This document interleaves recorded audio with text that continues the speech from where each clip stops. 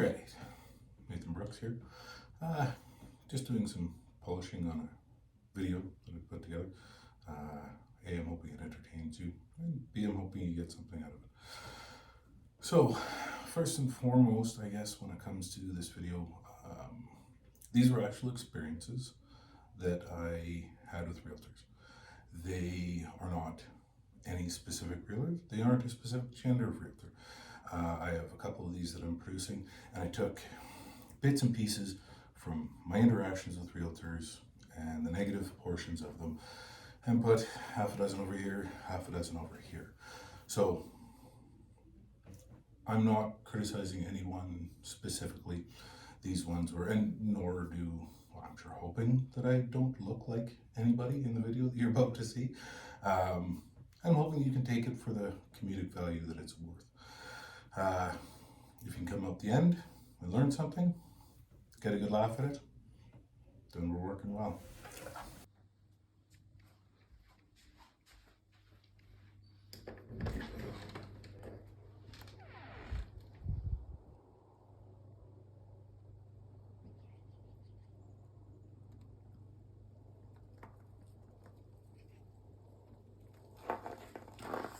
You must be Nathan. Yeah, you bet I'm Nathan. That's what the realtor called. Good, come on in. So, there was problem number one for me. I was held up at the door what felt like ages as the agent visiting finished off other conversations and other business on their phone. Being older, I consider this quite rude, right? If you're coming to my door, barring a medical emergency, barring those kind of things, you'll have my relatively undivided attention as we go through your property. Taking a glance at somebody's phone, absolutely, that's pretty normal today. But to give me the old no, just a second, I'm on my phone, and go back to it, as you, I considered that unacceptable myself, and you won't get that out of me. Hey, so kind of what I'm looking for is I'm probably going to sell in the springtime. So I just kind of want to get your idea on, do I need to fix anything? Do I need to change anything? Is there any patches I need? What am I going to do to lay out the house? You know, that kind of stuff. Just, I want to use your expertise and kind of get an idea on, where should I put my money? Do I need to fix things? All that good stuff. That's what you're here for.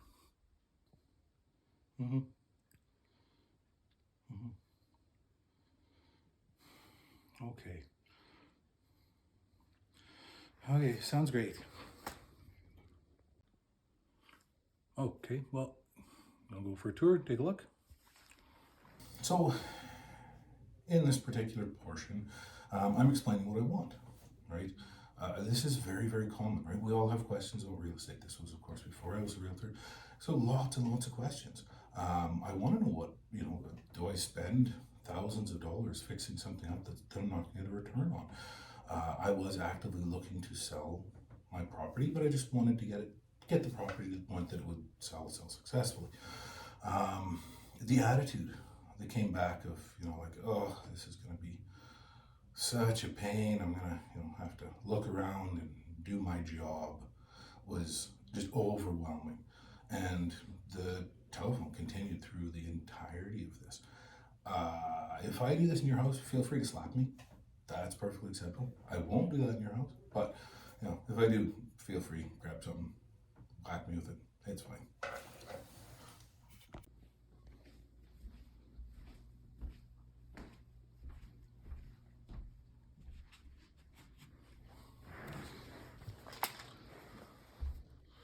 Okay, well, here are your comparables.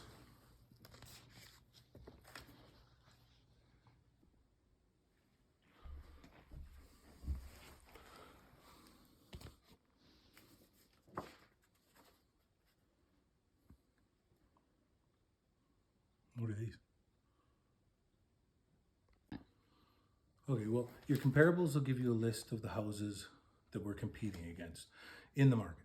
So that tells us where we should price. We should price cheaper than them so that your house will sell. Good old comparables.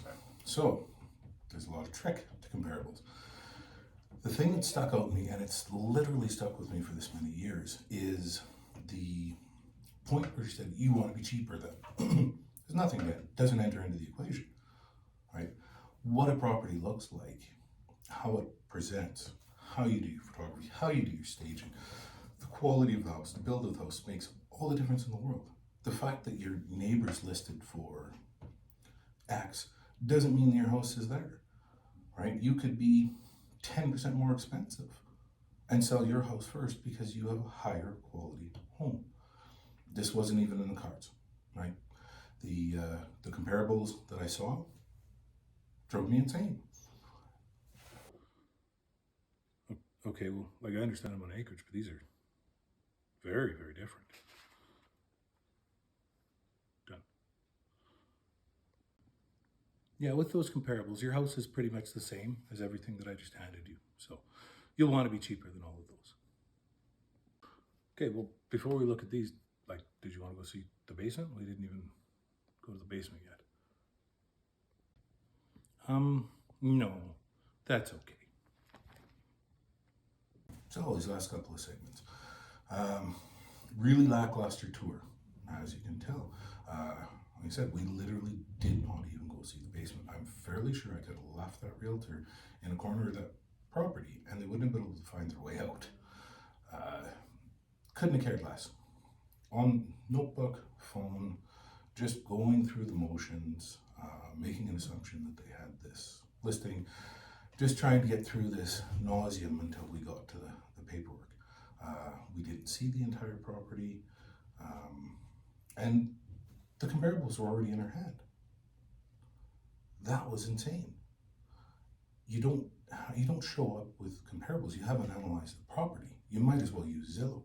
It makes no sense, right? If I haven't seen your property, if I haven't done a proper analysis of your property and taken a look at what fixes we can do and how we can clean it up versus the X number of houses I've been in and the property in that area, I'm not doing my job, right? So for me to just show up with, here you go, is ridiculous. I can use those as conceptual later, but again, it was presented to me as, here you go, these are your comparables, we want to be cheaper.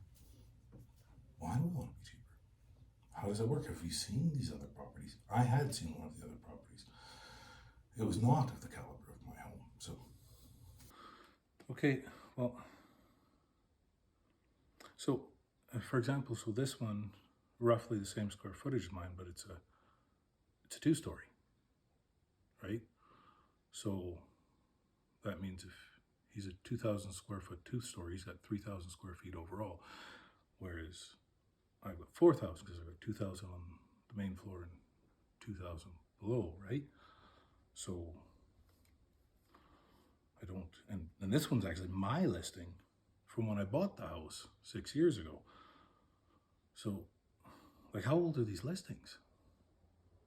Like, I don't understand how we compare this house when I bought it to today, and how we're comparing houses that are 25% difference in size. Yeah, I don't. I'm gonna have to kind of think on this a little bit here. So, yeah, thanks. so at this point, I presented my concerns. Valid or not valid, doesn't really matter. My concerns as the client, your concerns when I'm dealing with you, are valid. Period. End of discussion. There are some crazy things that we deal with out there, and there's some very simple things that we deal with out there. If you have questions, I encourage you to ask. I want you to ask. I want you to be involved in the process. I very much felt like there was a number in this particular realtor's head before they walked in that door. I am sure that had we gotten to the paperwork stage, it would have already been listed on there, right? They had never seen this property, and as far as I knew, because they had never mentioned that, they hadn't sold property in the area. It wasn't like they were listed on two of the other acreages in that community. So, what do we do with that? Well, unfortunately, it ends up turning out like this.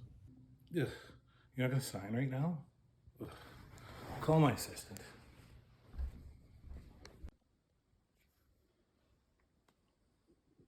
That was weird. Put these in the bin. Hey.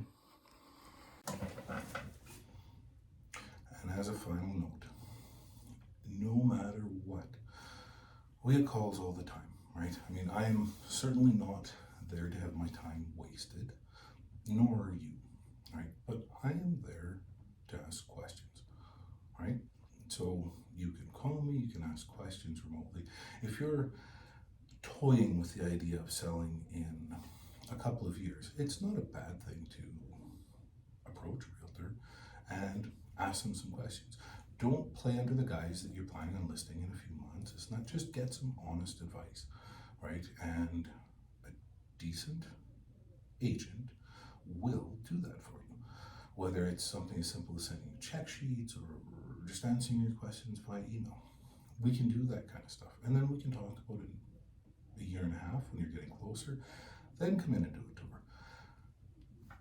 But we're still there to help. It's not, or shouldn't be viewed as a waste of our time, which is very much what this felt like. It was an overwhelming misuse in this particular realtor's experience of their time. The fact that they had to sit through a 10-minute house tour and do all this stuff and then walk out of there without signed paperwork was almost beyond their comprehension.